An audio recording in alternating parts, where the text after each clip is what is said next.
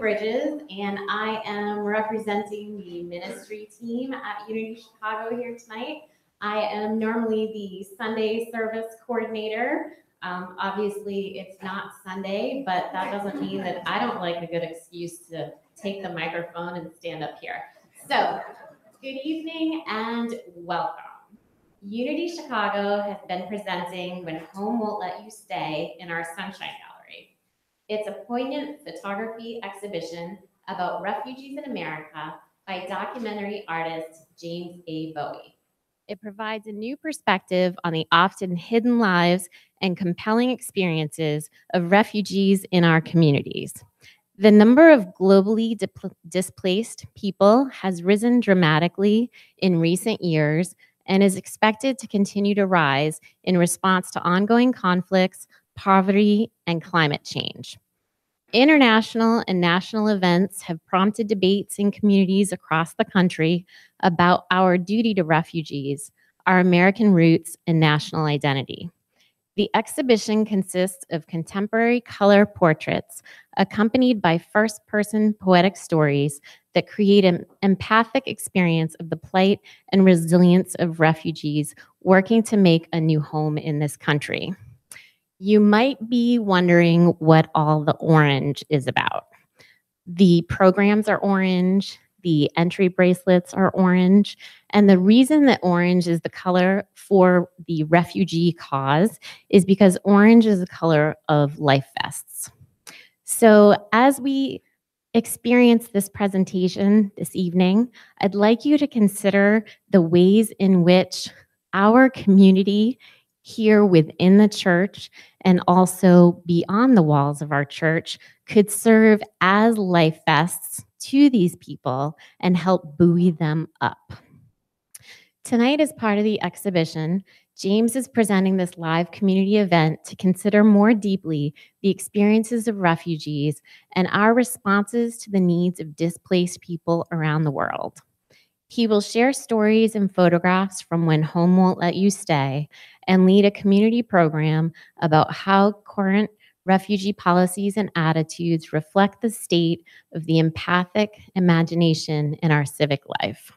This compelling talk explores how we can bear witness in a contentious world and awaken our imagination to the possibilities of hope, justice, and human connection.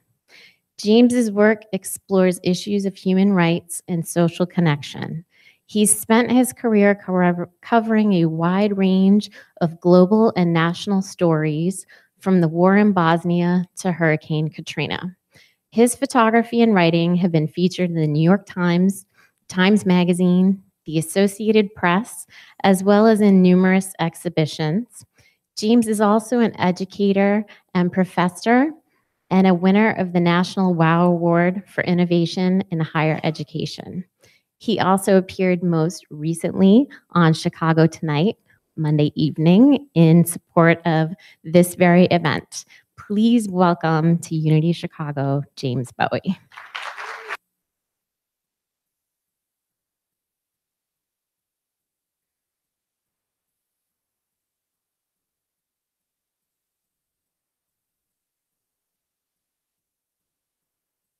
To speak to one another. I really appreciate this opportunity. Tonight is based on a very simple premise. And that is that we are continuously creating and recreating our society through the stories we tell of others. The future, the past become one. Our expectations of what we hold for what we are as community are all brought together through story. Our spoken story and our unspoken story. The place that we argue for and the thoughts that we keep hidden. Our values as well as our biases and prejudices are all wrapped in the stories we tell of others. And if we want to know something about our future and our past and our present moment, we need to unpack those stories and share those stories as one. And so for tonight, I want to use this quote by Hannah Arendt as our inspiring idea for the evening. If you know her work, it's a beautiful idea. She says, "The world is not humane just because it is made by human beings. And it does not become humane just because the human voice sounds in it, but only when it has become the object of discourse. We humanize what is going on in the world and in ourselves only by speaking of it. And in the course of speaking of it, we learn to be human. So I hope tonight we will speak and talk and connect and inspire. And in a little way, I hope we'll all leave here tonight feeling a bit more human. So thank you all for being here.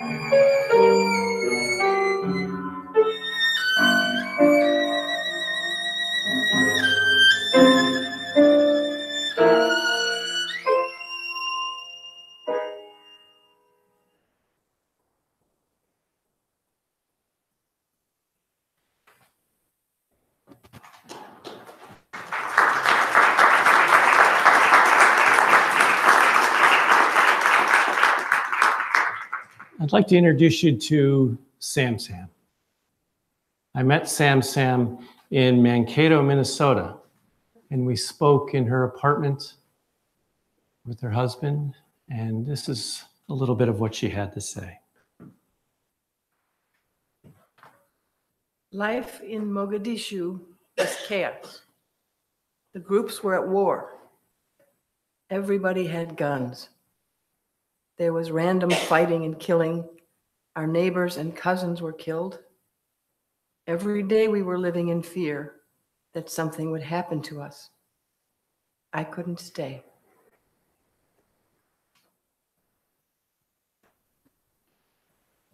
As we consider Sam Sam's story, I'd like you also to consider this number, 68.5 million. That is the number of people in the world today who have been forcibly displaced from their home. In 2017, the last time that we have statistics for it, there were 16.2 million people displaced from their home. That is a rate of 1 every 2 seconds, which is the most in human recorded history. The conservative estimate is that we will, by 2050, there will be 200 million displaced people in the world. The higher estimates are as many as 1 billion. All the result of ongoing conflict, particularly exacerbated by climate change.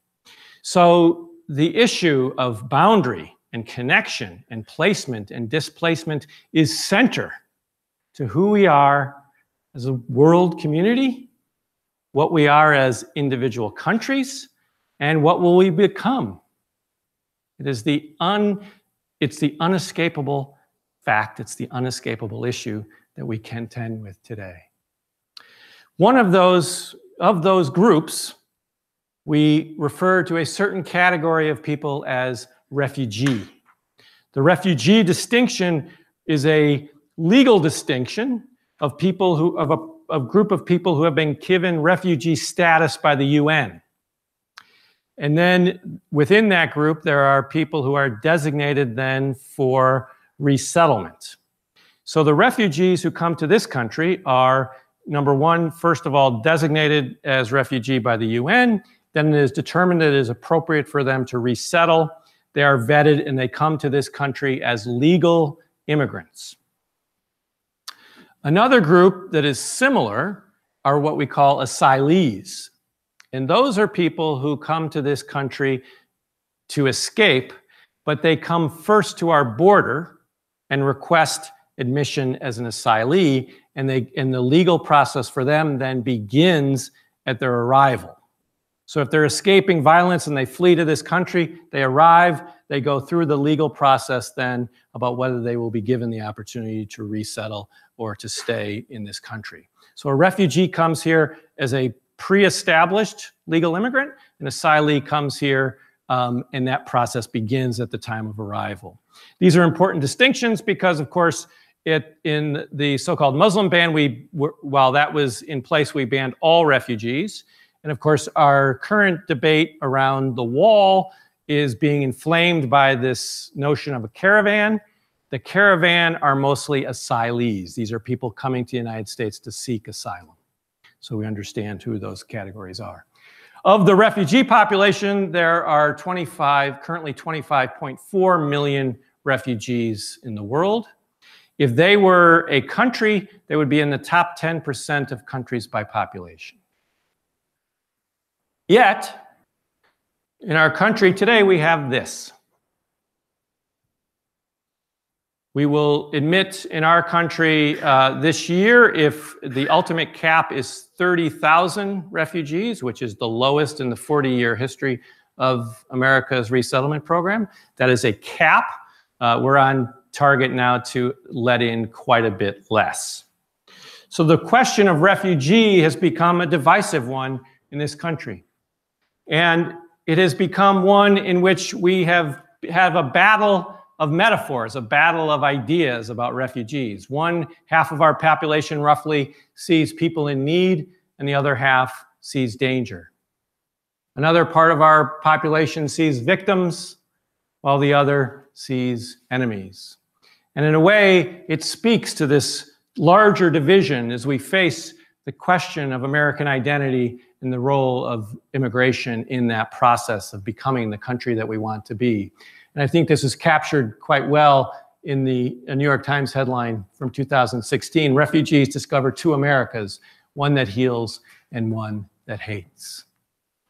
I think in many ways we can say that we are, on this issue, a country at odds with itself. And I use this picture, this illustration of the United States that was taken from and created by the polling data of where people fall in the country on the issue of immigration. So the areas that are outlined are areas that are pro-immigration. The areas that are in the center and empty are areas that are anti-immigration generally.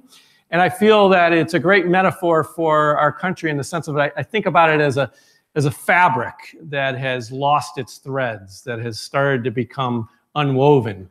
And it speaks to me quite metaphorically about this question in what we're trying to discern as a country. But that debate is happening in this context, as a context of negative partisanship. That in democracy we have partisans. We have people that are arguing for their respective position. But in our current climate, partisanship has become something much more. It's become negative partisanship. In other words, we are not as much for a given position as against another. That most of our rhetoric, if we think about our political rhetoric, is really designed to inflame our concerns and our distrust for the other, as opposed to arguing our position in a way that creates compromise and connection and understanding. And this, if we cannot agree on what is, and only can argue what is not or what should not be, that is a crisis for human rights. Human rights are affirmative ideas, affirmative principles. But if we live in a rhetorical world, in an actual world of negative rhetoric, we can never come to terms with what we all believe in.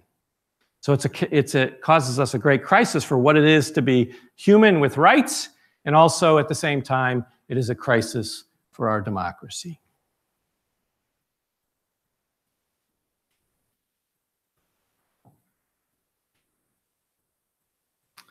So I'd like to talk to you about boundaries. I'm going to begin with the story of Yatha. I met Yatha in St. Paul, Minnesota. And here is his story.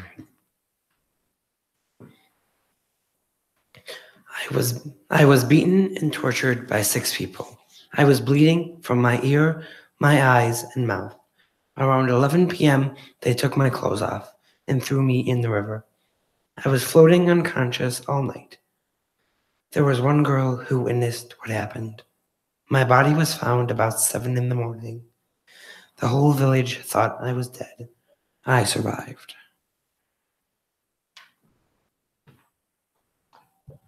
I've been over this story many, many times, and I'm often captured, and I wonder if you all are too, I'm often captured by the girl in the story. The witness, the young girl who is looking on this situation. I can only imagine in her young life how she made sense of this. And I feel in a way that she calls out to all of us as the young girl, as we watch the events around us unfold, and how do we make sense of those and how we unpack those. And I'd like to begin our journey tonight, our story tonight, with this idea of understanding misunderstanding. If we're going to pull this together, it all starts there. Now, before I get too far into this, I should make a very important disclaimer. If you ask my wife, there is no less qualified person to talk about understanding misunderstanding than me. So I want to make that clear. I'm going to say a lot of things, but they're not in practice. I just sort of think about these things. So I want to begin with this idea. And I'll let this ruminate for you here as it sits up. But as a people, as a post-Enlightenment people in a democratic country, we work under this assumption of man as rational animal. That Cartesian idea of I think, therefore I am. It's the root of the Enlightenment. It's the root of the structures and institutions and political formations that come after. This idea that we think rationally, given evidence and given the ability to communicate that. But what current neuroscience research and also social psychology is telling us more and more and more, and the evidence is really overwhelming at this point, is that in fact, that idea does not comport with the research. It doesn't comport with the reality of what we are as human beings. And I'll give you this idea, which is what the reality is that reason did not develop to enable us to solve abstract logical problems. What it developed to do is to live and thrive in collaborative groups.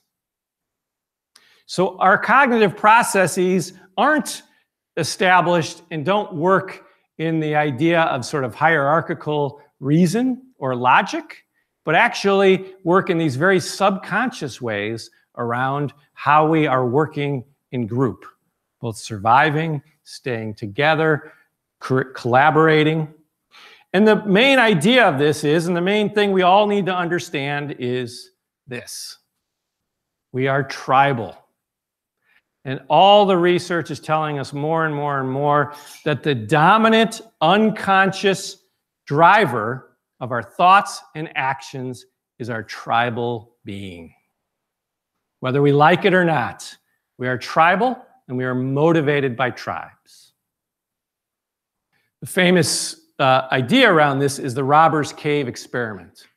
And what that experiment showed, they brought a group of boys of the exact same demographic backgrounds, and they put them in a park, and they wanted to see what would happen. And so at first, these were all boys of the same race, same socioeconomic background, the same religion. They got them as close as possible for this experiment, and they put them out there to see how they would get along. And then they put them in groups that would have competitions, and it was a zero-sum game, winner take all. And as soon as they introduced that, this group went tribal within a very short time, like days, where they refused to sit together in the cafeteria, they refused to speak together, they became completely tribal and at odds. And this experiment has been repeated over and over and over again, even using the most in some ways, ridiculous ideas of what could create difference, even to the point of what you might be wearing, or whether you are a fast reader or a slow reader. Another time, the experiment has been mixed up where people were told they were one thing and they actually weren't, and they still became tribal around the thing they were not. We're instinctively tribal, and we become tribal very, very quickly, and we don't even know it. Another famous experiment is which they gave people math problems to solve. And the math problem is that they were given a bunch of data, and they were told to determine the effectiveness of a skin cream. And you have to go through the math, and if the math works out, you determine based on the solution, is the skin cream effective or ineffective? For the mathematicians in the group, 99% of them got it perfectly correct. They analyzed the data correctly and determined whether the skin cream was effective or not. Then they flipped it up.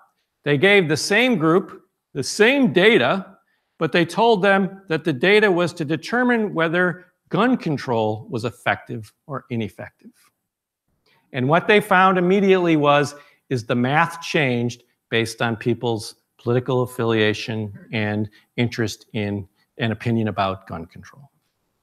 So that our tribalism is so wired in that it not only affects our conscious thinking, it even affects the way we do math. And the people in the experiment didn't know they were doing it.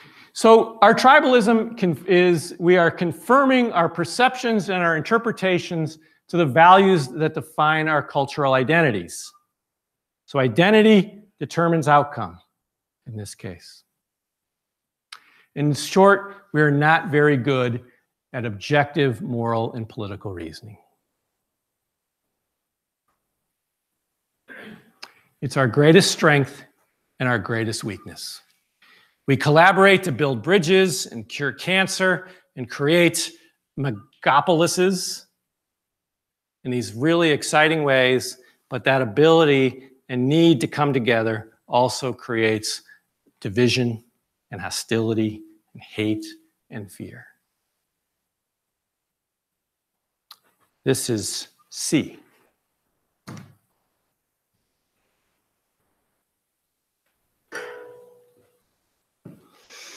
My dad got shot, and we knew we had to leave. We lived for 3 months in the jungle without food. We eat leaves and bamboo. I get very skinny. I didn't think I would make it. Death became unimportant.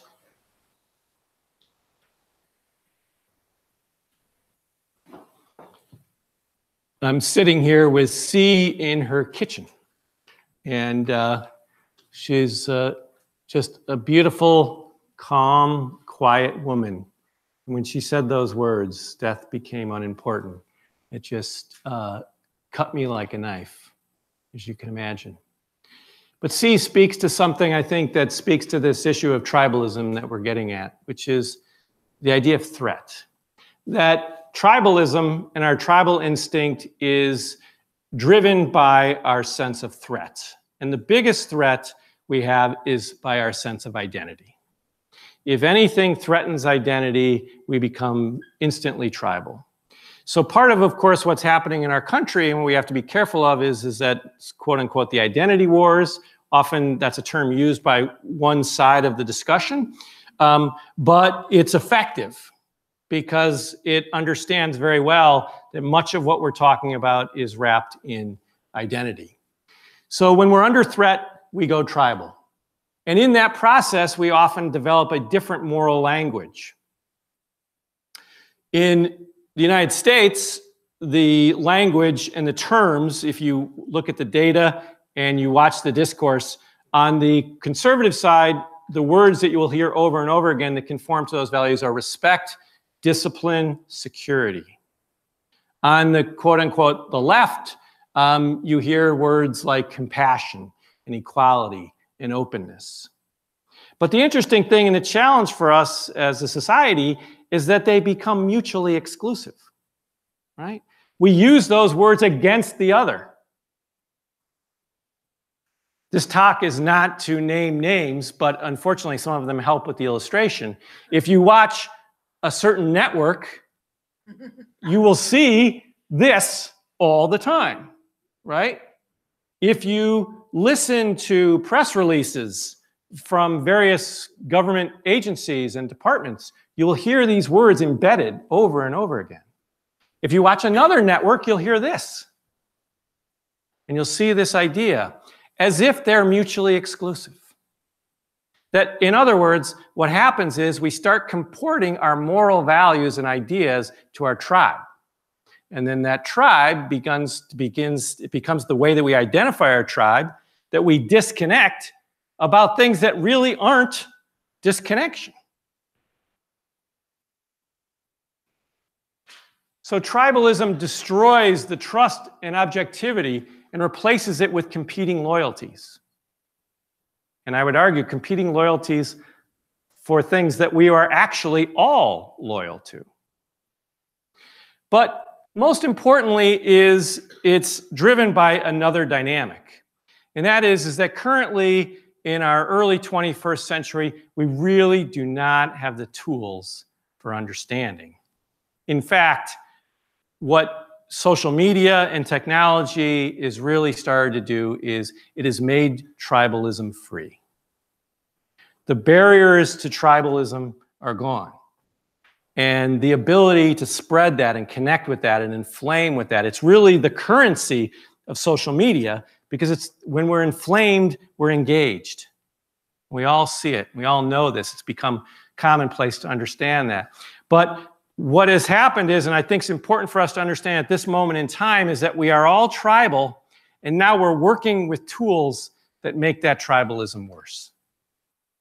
We're working with tools that can connect us to the world in amazing ways, but they also bring out something else. They've made tribalism free.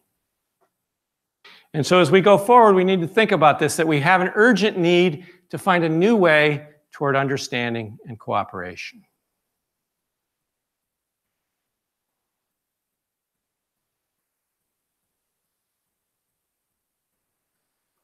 This is Zina.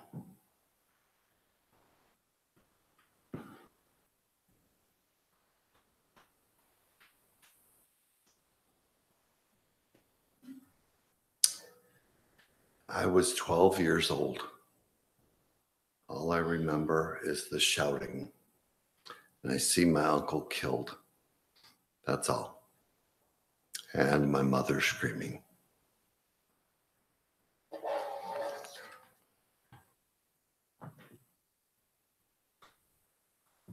Zina, in many ways, by circumstance, has become, for me, the heart of this project. That I started this project with a certain idea, and happens most of the time in my life. The idea that I think's what I have to do ends up, by me falling flat on my face, ends up getting reworked. And that's what happened with Zina. I drove to North Minneapolis and I met Zina and I sat in her living room. And as we were getting started, her parents told me the story about her and described her for me. And they described her as this very vivacious and talkative young woman, full of personality and zest. But ever since she witnessed the assassination of her uncle, she's become a very reserved young woman. She suffers from post-traumatic stress, and she's a woman of very, very few words. So for her to speak with me about the most difficult moment in her life was a real act of heroism. For her to take me in and to trust me and to be willing to share that was in ways moving that I could never understand, but of course humbling in a way that I could never do justice to that story. And in talking to her, I sat with her as a dutiful reporter and photographer, interviewing her. And in the course of a half-hour interview, that is the entirety of what she said. So again, as a journalist, I walked out of there thinking, I failed. I can't go all the way to Minneapolis and come back with that. I have no story. What do I do? I'm kicking myself, thinking all the mistakes I made. How could I have done something different? And I get out to my car and I realized I've got it all. That it didn't need anything else. And in particular, what I had was embedded in the last line. And she says, and my mother screaming.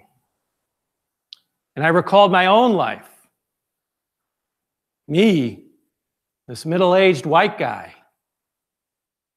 And I talked and thought about my own life as a teenager when one day my father went missing. We couldn't find him. We were up all night searching for him, calling everywhere we could imagine, calling the police, looking for him. And finally, early the next morning, we got the call that my father had been found and he was dead. And my mother screamed. And like Zina, I will never forget that scream.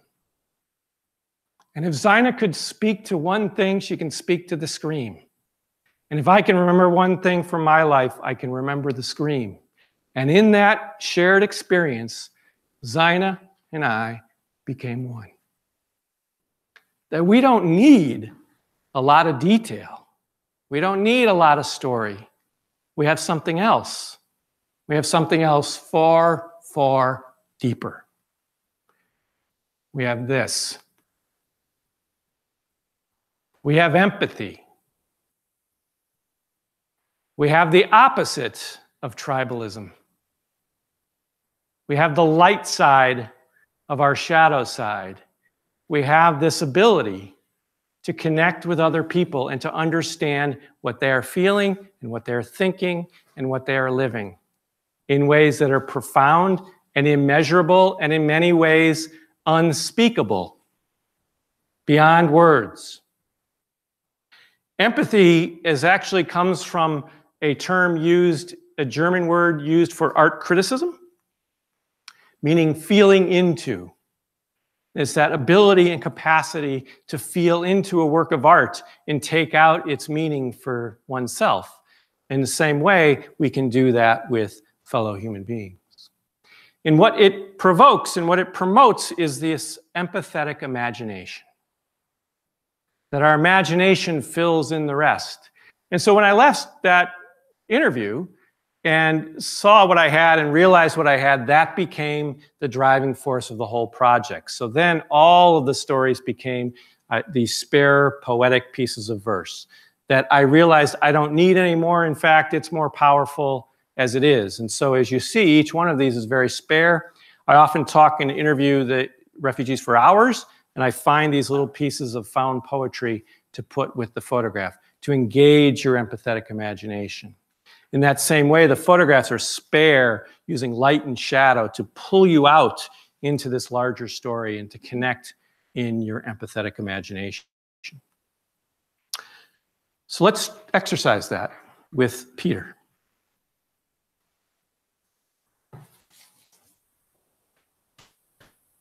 One day they came to our home and beat and killed my father. We ran away. We traveled for 2 weeks by foot without money or food. We picked fruit and sold it on the street. I was 17 years old.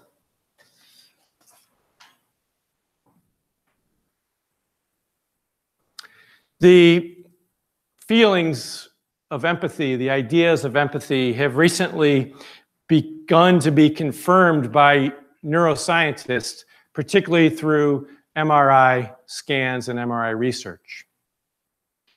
Yuri Hasson at the Hasson Lab at Princeton has been working on this question, particularly around the issue of storytelling.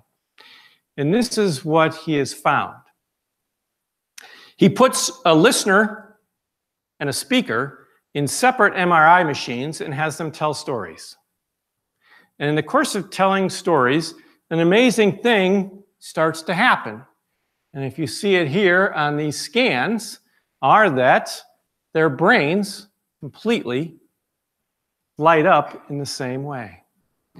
That if I'm telling you a story about getting out of the shower today and stubbing my toe, as I tell you that story, the pain center in my brain is going to start getting active. And so is yours. And that we actually have a neurological, biological predisposition to connect with each other over our shared story. And he calls this neurocoupling. Fascinating. Our empathy, what we felt for centuries, is real. We are wired for empathy. But, like everything, there's a but. And this is what Yuri has found in his research. But these studies also reveal that communication relies on a common ground. And we have to be really worried as a society if we lose this common ground in our ability to speak with people that are slightly different than us, because we let a few very strong media channels take control of the mic and manipulate and control the way we all think. I just want to throw this out there as just a little general survey question. Anyone see anything like that going on? I don't know, it might just be me, and maybe I'm a little sensitive. Might have a urgent call in that research.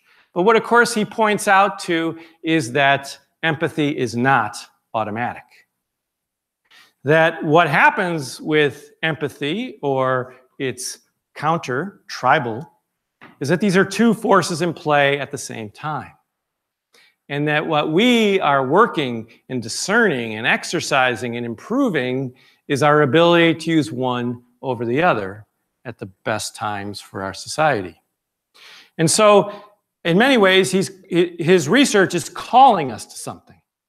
And what he suggests is this. He says, I'm not a scientist, I'm just a scientist, I don't know how to fix it, but maybe one way to do it is to go back to a more natural way of communication, which is dialogue. In which it's not only me speaking to you, but a more natural way of talking, in which I am speaking and I am listening, and together they're trying to come to common ground and new ideas. In other words, we're empathizing. We're connecting with people on that level and at that way. So what we need, what we strive for in this space tonight, and I think going forward in everything we do, is maintaining that space for shared story. And in that space, we allow our empathetic imagination to take hold. Now, what I'm suggesting is that's in everything. It's when we're together, like tonight, but it's also when we're in our next meeting tomorrow, or when we're with our kids, when we're dealing with trying to get the gas station attendant to turn the gas thing on, or when he runs out of receipt paper. I hate that. And I have to go in there and get it. I need to use my empathetic imagination to bring into dialogue, where the goal is not to be right, but to understand. As Chinua Achebe said, we lack imagination. If we had enough imagination to put ourselves in the shoes of the person we oppress, things would begin to happen. Amen. And through these stories, we learn even more. Here's Ayan.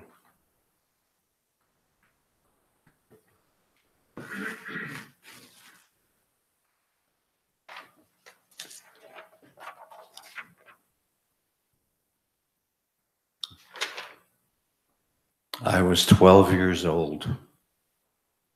I wore my best dress, like we were taking a trip. But fleeing means you let go of everything that you can't carry. First, it was the photographs and the clothes, then the food, and then the water. You get to the point where you can only carry yourself, and death would even be better. But sometimes, somehow, you continue.